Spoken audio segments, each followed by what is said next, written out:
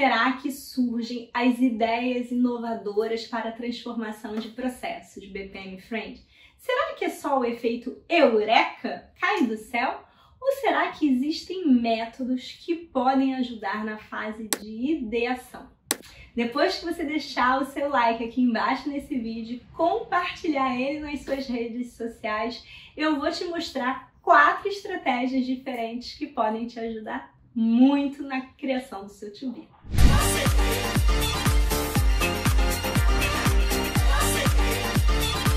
BPM Friend, 2 autores internacionais que eu amo de paixão e que vocês já me ouviram falar aqui sobre eles, o Ian Hacker e o Michael Rosen, conduziram um estudo durante alguns anos com empresas de tudo que é canto do mundo e estudaram os padrões de pensamentos por trás da criação de ideias inovadoras para a transformação de processos. E eles descobriram 4 estratégias super legais. O link para o artigo deles eu vou deixar aqui embaixo na descrição desse vídeo para você poder consultar e ler todos os detalhes depois. É em inglês, tá bom? Vamos ver no detalhe agora cada uma dessas estratégias? A primeira prática é aprimorar. Quando a gente fala de aprimorar, a ideia é pensar em padrões. Ou seja, a gente vai olhar para as práticas atuais do nosso processo e usar um conjunto de padrões que os pesquisadores identificaram e que podem ajudar a gente a criar variações da forma de trabalho que a gente tem hoje nesse processo. Esses padrões, essas variações, vão ajudando a gente a criar um novo to-be, vão ajudando a gente a transformar esse processo. Conforme eu vou aplicando esses padrões, eu vou gerando novas possibilidades para o meu processo. E que padrões são esses? Eu vou botar aqui na tela alguns deles, no artigo tem outros que vocês podem consultar depois, mas só para vocês terem uma ideia. Olha, então a gente pode ter, primeiro padrão, eliminar. Eu posso buscar no meu processo atividades que não estão agregando valor e que eu posso excluir. Eu posso tentar fazer substituições de uma atividade por outra, de uma prática por outra que seja mais adequada. Eu posso introduzir novas práticas no meu processo. Eu posso tentar melhorar a forma como uma determinada prática é executada.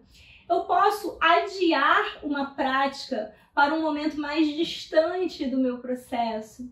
Eu posso tentar mudar a ordem, ressequenciar a ordem em que as tarefas do meu processo são feitas. Eu posso ainda tentar consolidar múltiplas práticas em uma apenas, para tentar ali enxugar o meu processo.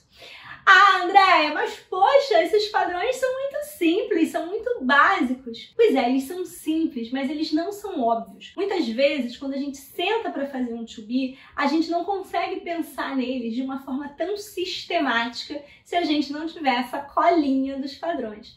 Quando a gente faz o exercício de olhar para o nosso processo e pensar o to-be, pensando em aplicar cada um desses padrões, naturalmente a gente acaba exercitando possibilidades que a gente não iria exercitar sozinho. Lembre-se, BPM Friend, é muito difícil na hora do to-be os especialistas de negócio sozinhos terem os insights de modificar completamente esse processo. Eles estão muito acostumados a trabalhar de uma determinada forma, o mindset deles já está meio viciado. Então, somente quando os analistas de processo trazem outras possibilidades para a mesa, é que a discussão começa a ficar mais rica. Só que, por sua vez, os analistas de processo também estão ali no corre-corre do dia a dia do projeto de BPM e nem sempre tem tempo e inspiração para esperar o momento eureka acontecer sozinho. Então, quando a gente começa a trabalhar com essas estratégias, a gente começa a ter uma forma mais sistemática de ajudar a trazer esses insights para o nosso to-be.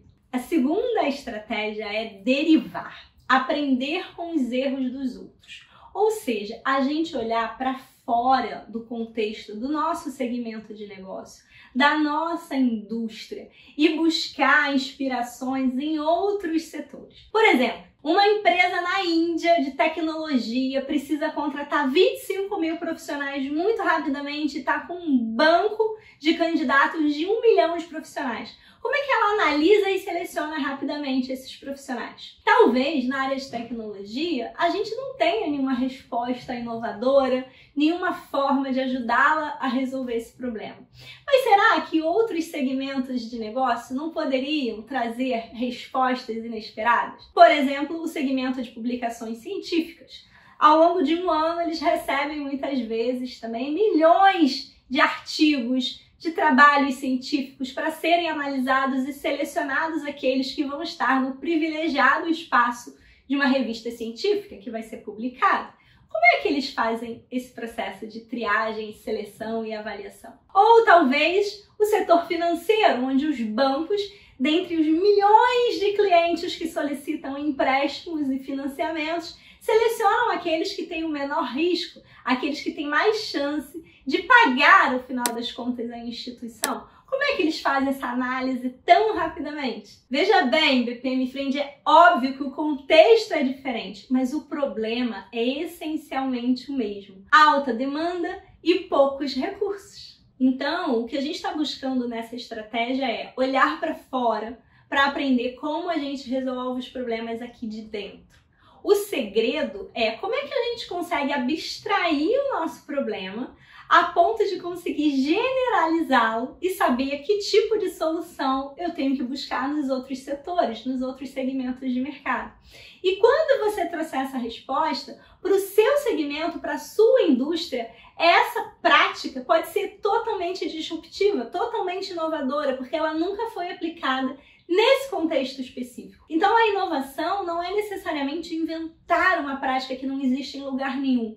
Simplesmente aplicar uma prática dentro de um contexto inusitado pode fazer uma baita inovação aí no seu processo, do seu negócio. Bom, as duas primeiras estratégias que a gente viu até aqui, aprimorar e derivar, basicamente trabalham em cima do entendimento da situação atual. Agora a gente vai falar da terceira estratégia, que é utilizar os ativos que você tem e que estão subutilizados.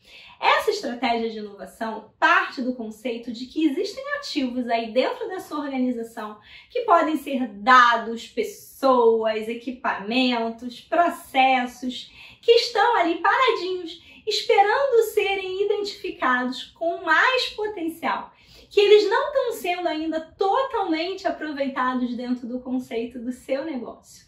E ao parar para pensar nessa estratégia, você vai enxergar novas possibilidades de uso para eles. Quer um exemplo? O Walmart percebeu que os seus estacionamentos à noite ficavam vazios. Quando os supermercados fechavam, os estacionamentos não eram mais utilizados, ficavam vazios e o Walmart não estava ganhando nenhum dinheiro com aquele espaço todo ali parado durante a noite.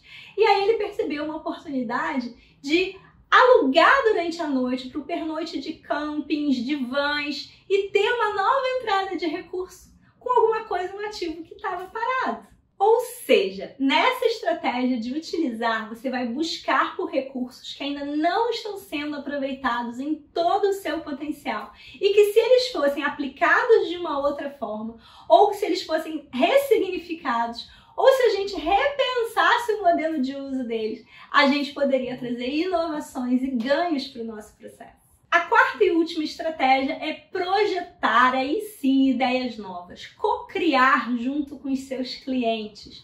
Aqui a ideia sim é a gente desenvolver ideias totalmente novas. Só que, novamente, BPM Friend, a gente não precisa ficar esperando uma inspiração cair do céu.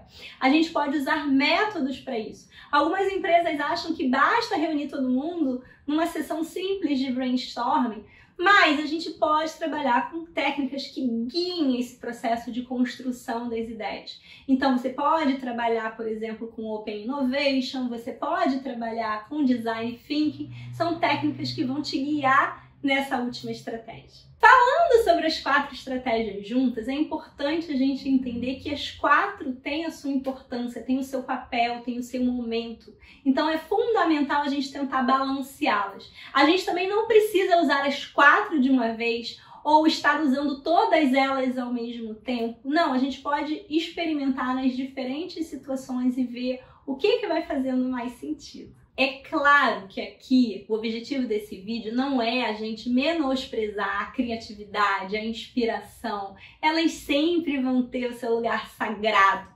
Mas a gente não pode ficar dependendo somente do esforço heróico de algumas pessoas. A gente ter um método que guie, que oriente, que traga segurança e tranquilidade para quem tem a missão de transformar os nossos processos é um baita acelerador. Por que é um acelerador? Porque ajuda o cérebro a fazer associações, conexões, a se remodelar. A criatividade e a inspiração, elas são imprevisíveis. A gente não sabe quando elas vão aparecer ou não, e muito menos por quais caminhos elas vão nos levar.